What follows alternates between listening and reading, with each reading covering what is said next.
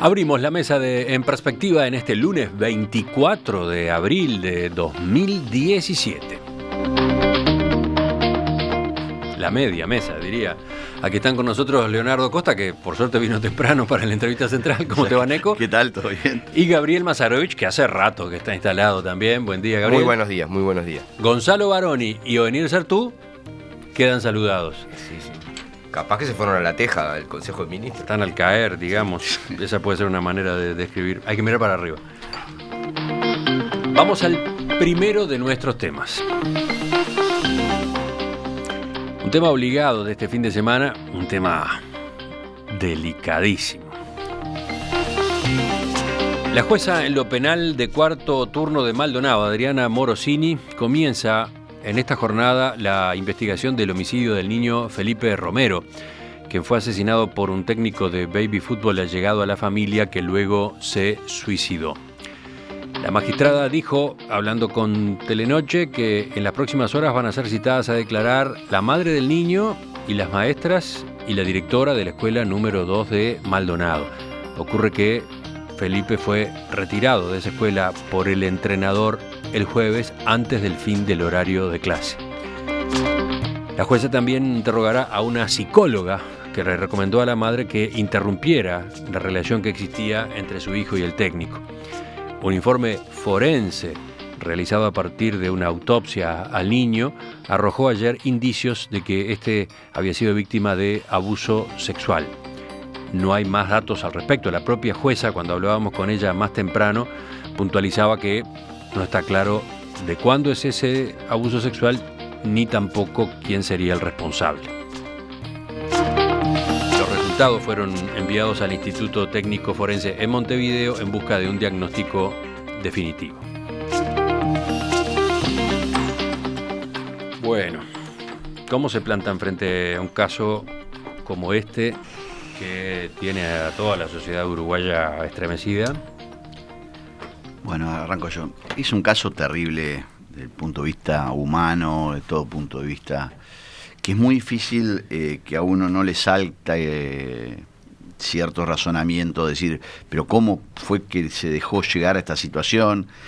Y de alguna manera hasta intentar, yo lo vi en las redes sociales este fin de semana, gente juzgando de antemano la situación de los padres, o etcétera. Es muy duro desde el punto de vista. Yo voy a tratar de evitar... Estamos hablando de un padre ausente, por un lado, y de una madre soltera, como funcionaria se policial, muy ocupada por lo visto, que estaba a cargo ella sola de ese chico y que había admitido que prosperara ese vínculo tan especial con el director técnico, que no era el director técnico del niño mismo, ¿no? Sino era un director técnico del club donde el niño practicaba fútbol.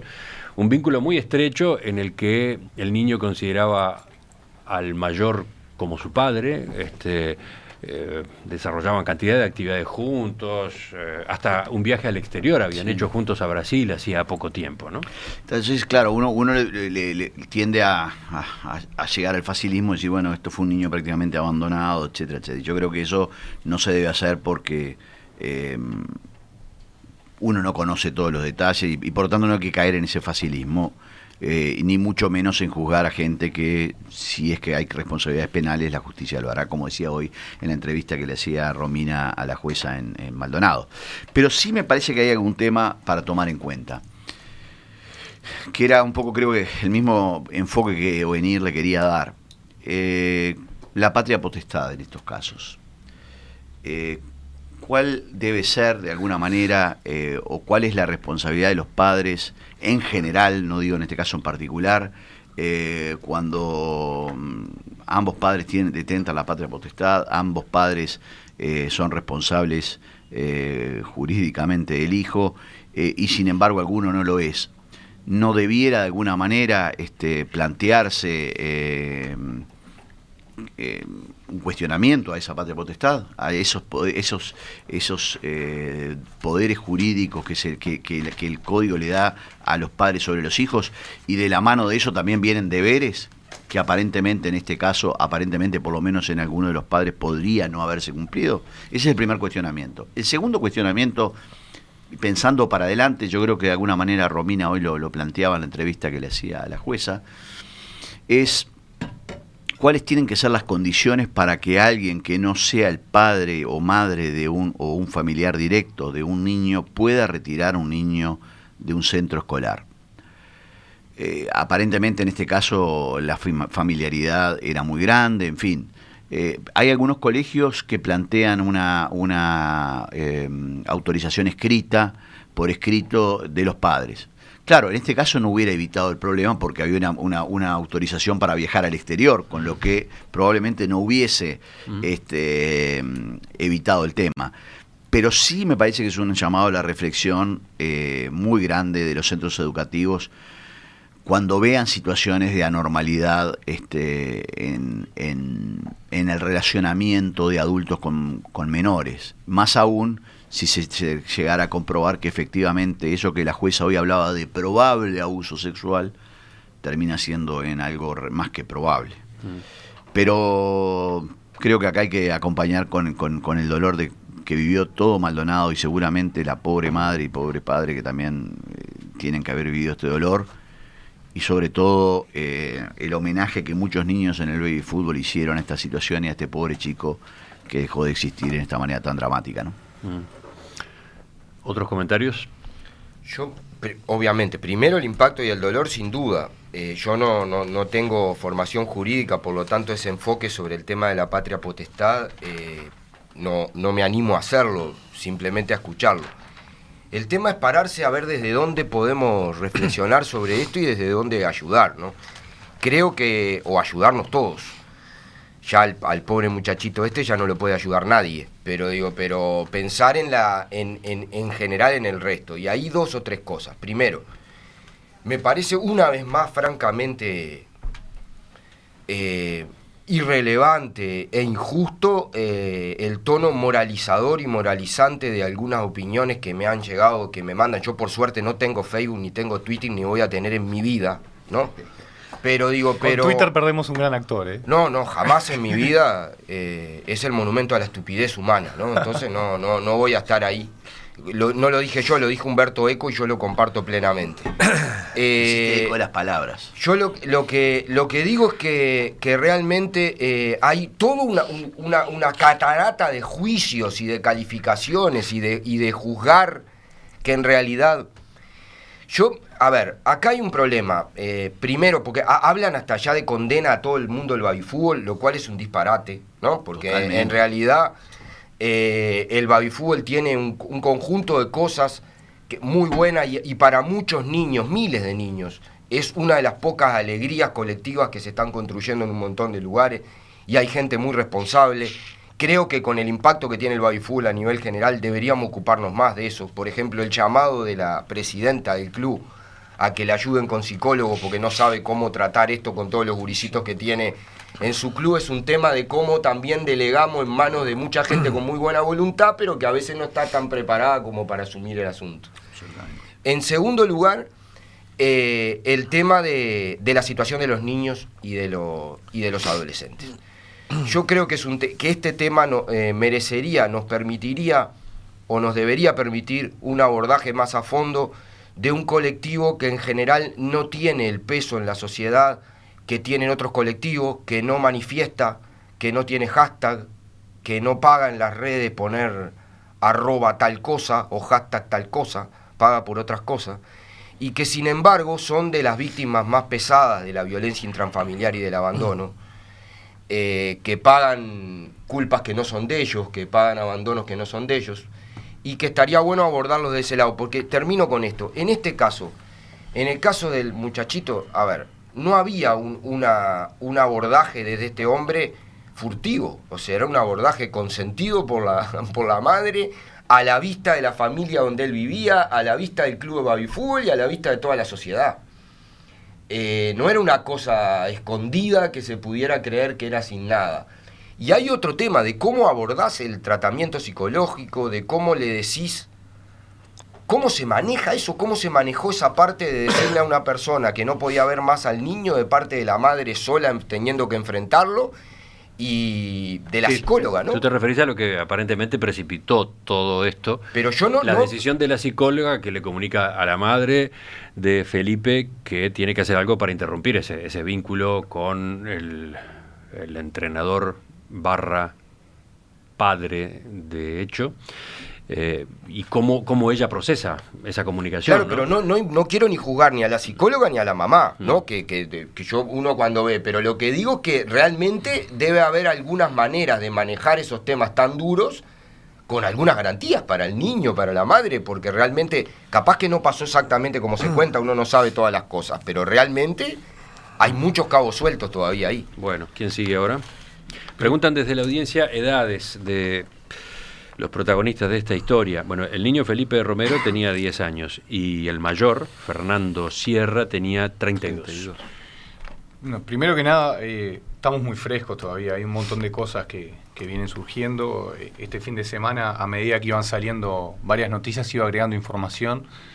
Algunos medios con algún relato más preciso de algunos hechos, no sé si tan verídico, porque lo pintan como que era todo tan obvio, o algunos medios dicen que la relación era muy rara, que ya efectivamente se veían algunos rasgos de que él estaba sustituyendo la paternidad, de que se lo llevaba al exterior, de que lo pasaba a buscar por la escuela.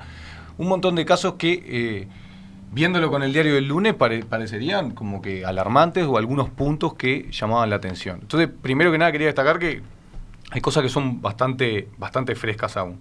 Lo segundo, el tema de la responsabilidad. Algunos titulares y muchas de las conversaciones que he tenido el fin de semana son de la responsabilidad de los padres o la negligencia de los padres por ese lado. En el sentido de que, ¿por qué se permitió hasta este punto que este muchacho, porque es un muchacho, 32 años también, ¿no? Un muchacho estuviera a cargo de este niño, que lo llevara, que lo pasara a buscar, y que ni siquiera era... Hay un punto que a mí no me quedó claro, que ni siquiera era el entrenador de él. Fue que se lo cruzó en el club. Realmente no me queda muy claro. Y que este entrenador llevaba a varios niños a comer asado a la casa, y efectivamente era como que un líder o un referente de un montón de niños. El tema que no me queda claro en qué momento hace contacto, porque si nos ponemos a reflexionar, un niño de 10 años, que sea su profesor, o que tenga alguna de las actividades compartidas, ¿cómo llegás a generar un vínculo con una persona a los 10 años, 22 años más grande que vos? Es un punto que no me quedó claro. Y después, lo último, me quedé muy sorprendido de algunos comentarios de la familia del adulto, que decían que ellos en ningún momento habían visto nada raro y les llamó la atención. Incluso lo fueron a buscar al cuarto pensando que estaba dormido cuando la madre lo fue a buscar a la casa del entrenador. Entonces, el último punto que quería dejar es, como sociedad hay una parte que tenemos que reflexionar, sí, las responsabilidades y la negligencia que pueden tener o podemos tener el día que seamos padres algunos, como padres. Pero lo segundo es cómo el entorno se puede dar cuenta de determinadas actitudes anómalas.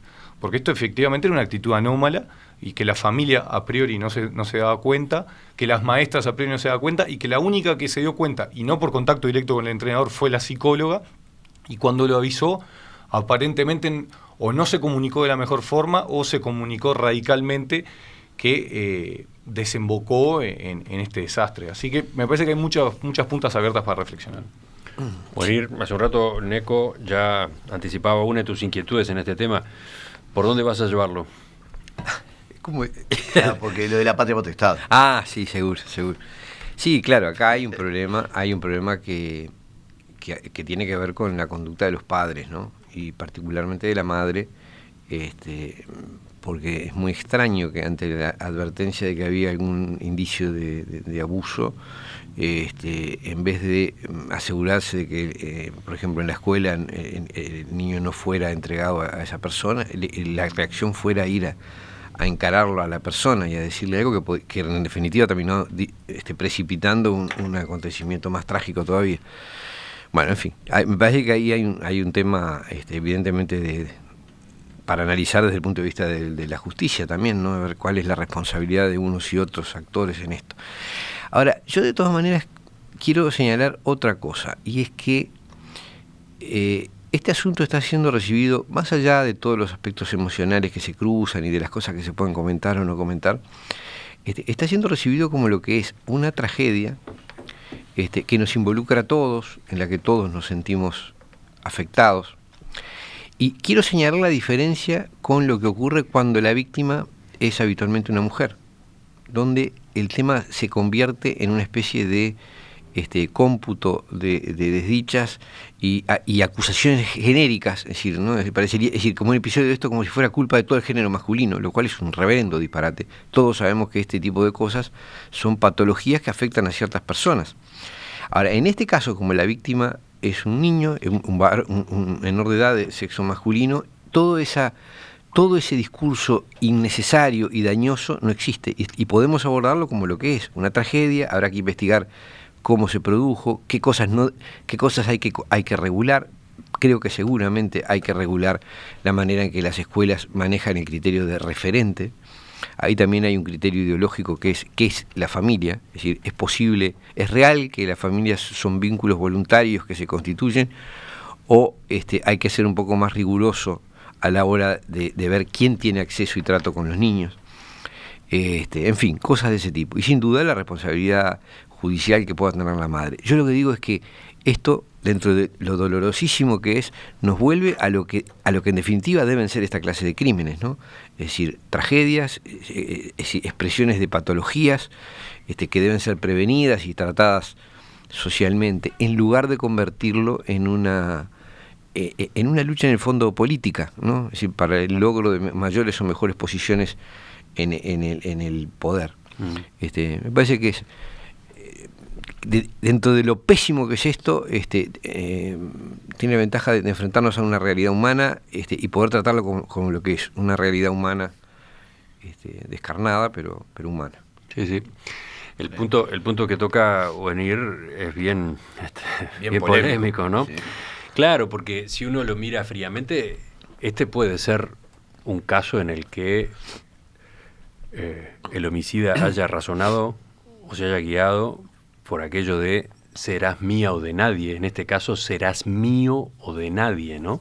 Sí, que en realidad podré seguir siendo tu padre adoptivo y si no lo soy, no serás de nadde. Esa frase que se cita tantas veces para muchos de los femicidios o asesinatos de mujeres, ¿no? En realidad, yo creo que la verdadera traducción, y esto también lo revela, porque sigue todo el patrón de lo que suelen ser los crímenes de género, ¿no? Es decir, no es solo que no va a ser de nadie, es que acá se acaba el mundo. Me acabo yo y tú y se terminó. Es decir, es una visión terrible, pero es eso, ¿no? Yo le pongo fin a todo esto. Mato yo, mato al objeto de mi amor, del tipo que sea. Es una situación dramática. En fin. ¿Quién sigue? Yo quería hacer un comentario más con respecto a la importancia de lo que son las comunidades escolares. Porque en este caso, capaz hubiese sido como una mayor contención, porque hay un paso que a los padres nadie les enseña a ser padres, y hay un montón de errores que se pueden dar, que son aprendizajes, y sobre todo cuando son padres a menor edad, con menor experiencia, y capaz no tiene una contención extra familiar. Entonces, acá yo quería recalcar el peso o la importancia que puede llegar a tener una comunidad escolar, una reunión de padres que sé que muchos padres no van por el trabajo, por distintas inquietudes, pero te permiten detectar algunas falencias o algunos problemas más en comunidad y tratarlo en comunidad, o padres con más experiencia o con otras aptitudes puedan ayudar a algunos casos, porque yo no quiero caer en cargarle solo las tintas a la madre, no quiero cargar al padre porque evidentemente no estaba presente, pero a la madre que, bueno, tuvo un error, capaz no le comunicó de la mejor manera, pero en realidad la psicóloga lo que hizo era su tarea, que percibió algo, no conozco los términos técnicos, percibió algo, le transmite a la madre, y la madre capaz tendría que haberle ido a comunicar a la escuela. Primero es evitar el contacto, es comunicar que se acabó el vínculo. Sin embargo no lo hizo. Un mínimo cuestionamiento. Todo el mundo tiene tan claro que tiene que proceder de esa manera, cuáles son los pasos, además, ante un abuso de este tipo. ¿Cómo se procede? Bueno, sí, la gente dirá sentido común, pero el sentido común es el menos común de los sentidos. Pero ¿no? además, Gonzalo, hay una cosa, si viajes al exterior del país durante montones de días, a solas, un individuo que hace 2 años que lo conocen, realmente son cosas de una imprudencia, creo que cualquiera que es padre se da cuenta que eso no es rarísimo. Insisto con el concepto, si todo esto hubiese sido más parte de algo más comunitario, más grande, la comunidad escolar, un padre me hubiese dicho, che, ¿estás segura que vas a mandar al gurí con alguien que no es ni el tío, ni el hermano, ni... Yo entiendo que es cuestionable que los lazos familiares sean necesariamente mejores que otro tipo de lazos, pero a priori indicaría algo o indicaría algo distinto. Entonces, la relevancia de estar en contacto con las maestras, con los maestros, con los directores, con el entorno de todos los días. La directora del baby fútbol, cómo enseguida reacciona de esta manera y nota que hay una carencia, que dice, ¿cómo voy a tratar a todos los gurises ahora? ¿Cómo tengo que llamar a psicólogos? ¿Cómo lo tengo que hacer? Yo no tengo herramientas para hacerlo. Entonces me parece que es una lamparita de cómo hay que actuar más en comunidad.